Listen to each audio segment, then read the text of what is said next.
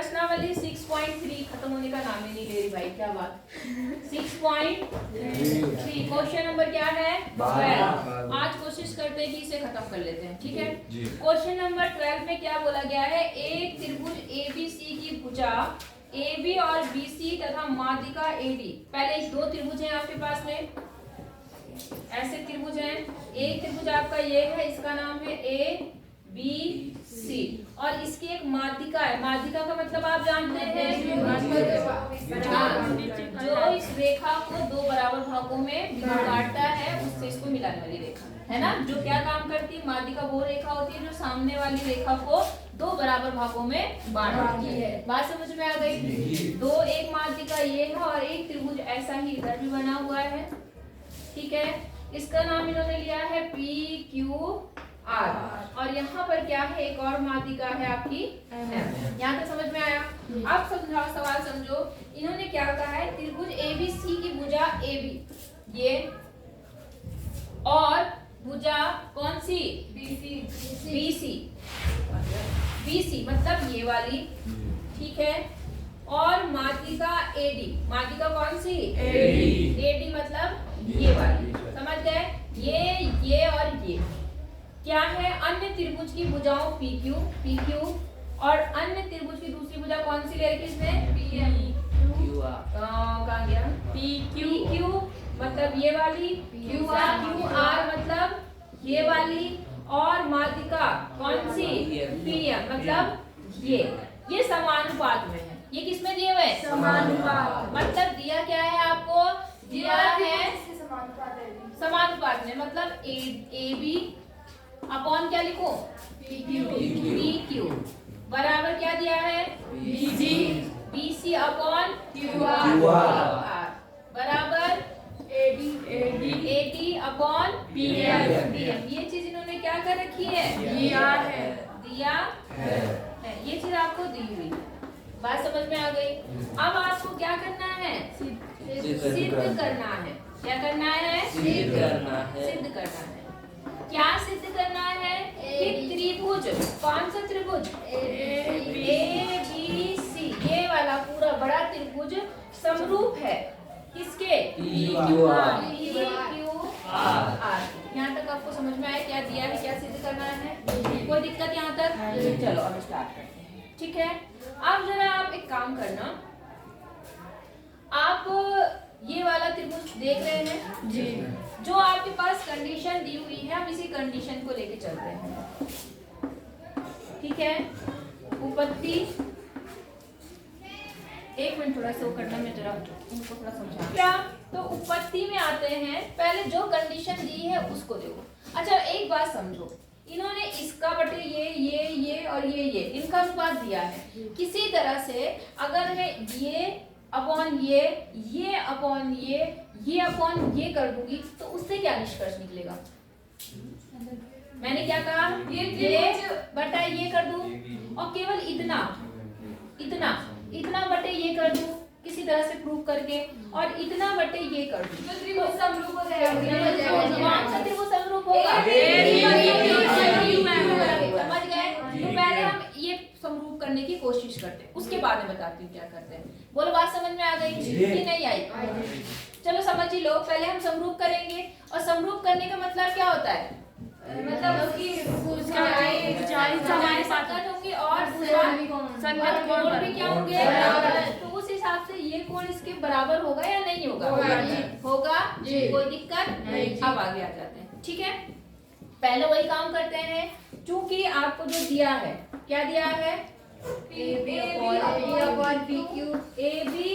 Upon PQ बराबर है PC upon QR बराबर है AD अपॉन PM। अब चूंकि आपकी जो AD है वो क्या है, माध्यिका क्या काम कर रही है, ये इसके क्या कर दे रही है, बराबर आया ना।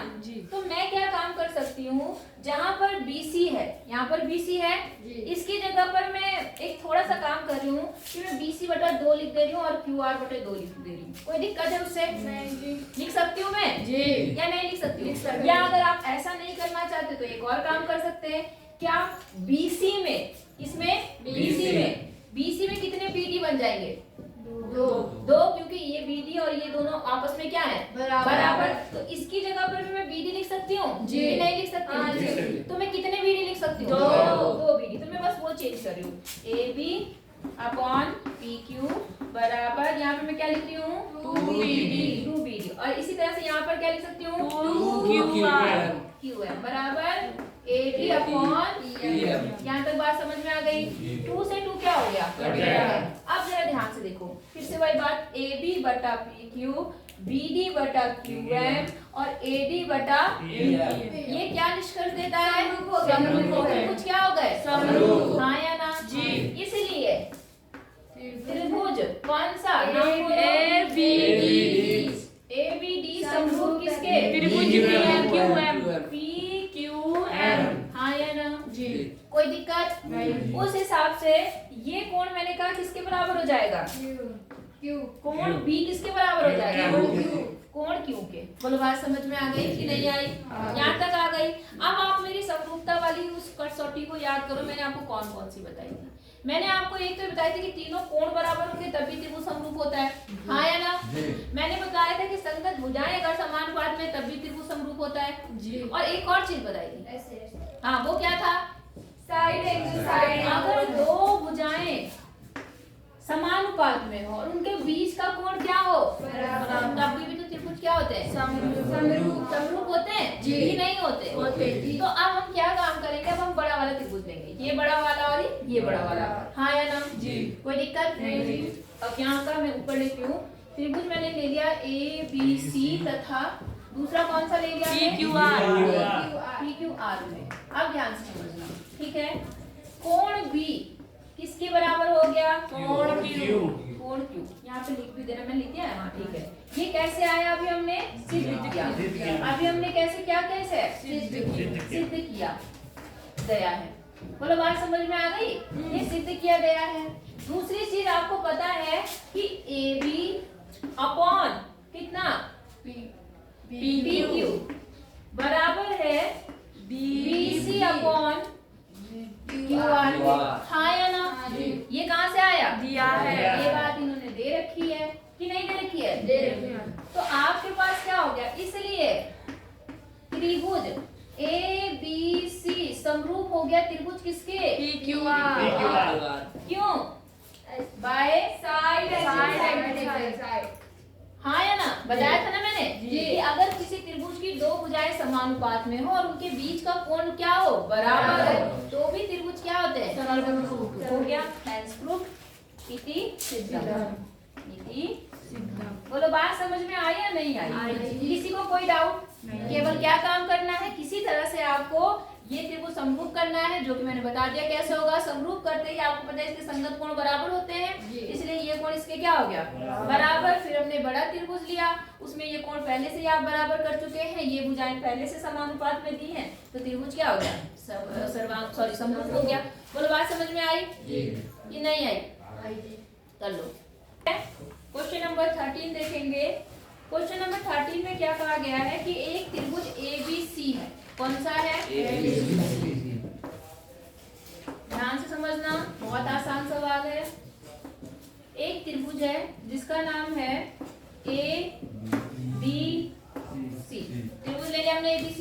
अब क्या बोल रहा है कि भुजाएं AB, सॉरी गलत देख लिया मैंने। त्रिभुज की भुजा BC कहाँ है आपका? ये है, पर एक बिंदु इस प्रकार स्थित है, यहाँ पर कोई एक बिंदु D इस प्रकार स्थित है कि कोण ADC मतलब ये वाला कोण बराबर है कोण BAC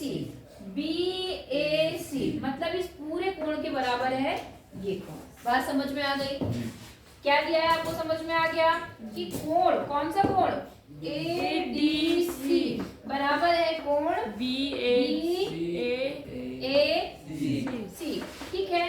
और आपको क्या दिखाना है? दिखाना है, सिद्ध करना है कि CA स्क्वायर बराबर CB इंटू CD। बोलो बात समझ में आ गई? CB into CD। मैंने आपको पहले भी बोला कि कभी भी भुजाएं दी हो, चाहे वो अनुपात में दी हो, चाहे ऐसे दी हो, सबसे पहला काम है त्रिभुज को क्या करना, समरूप करना।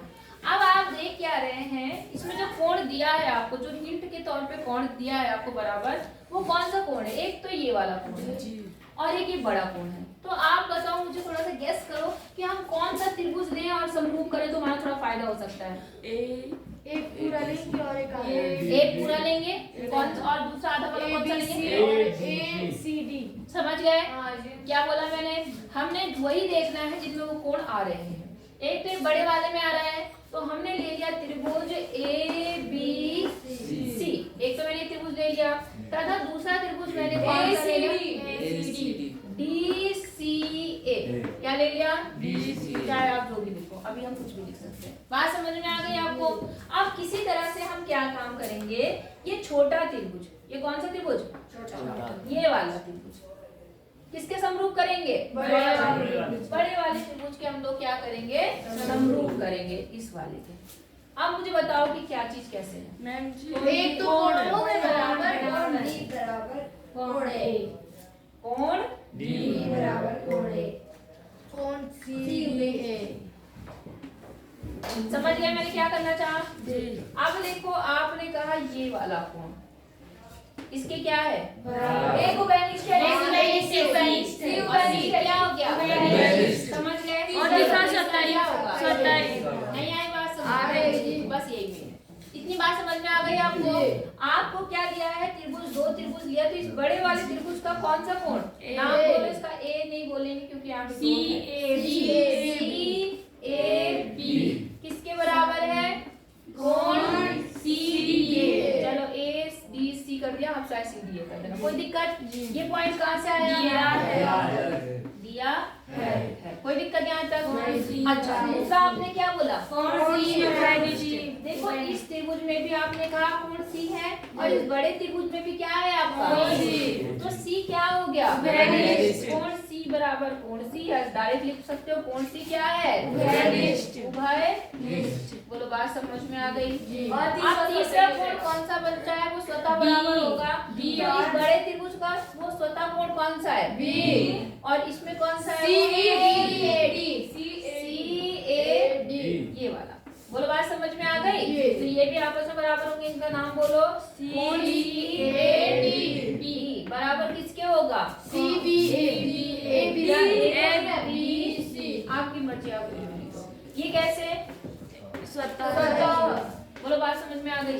इससे ये निष्कर्ष निकला कि ये छोटा त्रिभुज इस बड़े त्रिभुज के क्या है? समरूप। और जब त्रिभुज समरूप होते हैं तो संगत भुजाएं क्या होती हैं? समानुपाती। बस वो समानुपात वाला रूल लगाएंगे। बात समझ में आ गई? पहले मैं लिख देती हूँ। अतः क्या निष्कर्ष निकला कि त्रिभुज, अब त्रिभुज का नाम कैसे देना पड़ता है ये भी ध्यान दो। जो पहले बराबर है उनका नाम। तो मुझे बताओ, सबसे पहले A के बराबर कौन सा कोण था? B। A पहले मैं लिख लेती हूँ, BC समरूप। अब A के बराबर कौन सा कोण है? D के बाद में C। ये D के बाद DAC समरूप हो। बोलो, बात समझ में आ गई कि नहीं आई? पीछे आशीष, आगे समझ में? तो क्या थोड़ा पीछे क्यों देख रहा था? इतनी बात समझ में आ गई आपको कि नहीं आई? त्रिभुज क्या हो गया? समरूप हो गया। अब आपको पता है, जब त्रिभुज समरूप होते हैं तो उनकी संगत भुजाएं क्या होती है? समानुपाती। और इसकी संगत भुजाएं क्या लिखते हैं? समानुपात में। ठीक है, इसलिए संगत भुजाएं। अब मुझे बताओ, देखो ध्यान से हमें वैसे तो हमें दो की जरूरत है, क्योंकि यहाँ पर देखो ज्यादा से ज्यादा कितनी भुजाएं दे रखी हैं? दो ये दे रखी, दो ये, चार दे रखी हैं। और तीनों भुजाएं लिखने में हमारी कितने बनती हैं? 6 भुजाएं आती हैं। तो वैसे तो हमें 4 की जरूरत है, लेकिन आपको कंफ्यूजन होगा कि कौन सी लेनी है, इसलिए मैं तीनों लिख के बता दूं। बात समझ में आ गई आपको कि नहीं आई? कि दो ही लिखूं? तीनों लिख दूं? अब आप देखो, सबसे पहले देखो कौन सा कोण किसके बराबर है? ये वाला इसके बराबर था। चलो पहले ये लिख लो। तो इसके सामने की भुजा कौन सी है? BC। और इसके सामने की भुजा कौन सी है? पहला हो गया। नहीं आई बात समझ में? बराबर। अब दूसरा कोण आप कौन सा बराबर लेना चाह रहे हैं? पहले ये वाला ले लो। कौन सा? इसके सामने की भुजा ये और इसके सामने की भुजा ये ले लो। क्या है यहाँ पर?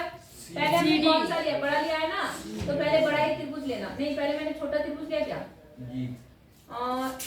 बी क्या लिया मैंने, सी बी कौन सी भुजा है, बड़ी वाली जी, बड़ी हाँ, वाली। ये था ना बड़ी ली है तो पहले बड़ा ही लेना है। इसके लिए बड़ा कौन सा हो गया यहाँ पर, ए सी, और इसके लिए क्या हो गया यहाँ पर, बोलो बात समझ में आ रही है नहीं आ रही जी। और तीसरा आपने कहा दोनों के लिए कॉमन है, तो देखो छोटे त्रिभुज के लिए इसकी भुजा ये बन गई और बड़े त्रिभुज के लिए इसकी संगत भुजा कौन सी बन गई, ये बन गई।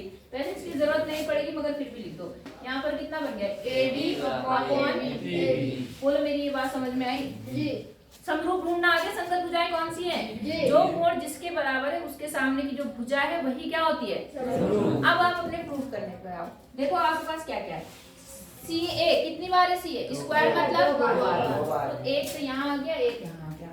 दूसरा क्या है, सी बी और सी डी, सी बी और सी डी, तो हमें इसकी जरूरत नहीं है। इसलिए आप क्या काम करो, केवल इनको ले लो, सी बी अपॉन ए सी बराबर ए सी अपॉन सी डी। अब क्रॉस मल्टीप्लाई कर दो, क्या कर दो, तो यहाँ पर ए सी से ए सी गुणा होगा तो क्या बन जाएगा, और यहाँ से कितना हो जाएगा, मैंने कुछ गलत किया यहाँ पर, ठीक है। अब यहाँ पे क्या बन गया, C B into C D और हेंस, बोलो बात समझ में आई है नहीं आई, कर लेंगे, ठीक है कर लो। मैं जिसे पॉइंट इसका मतलब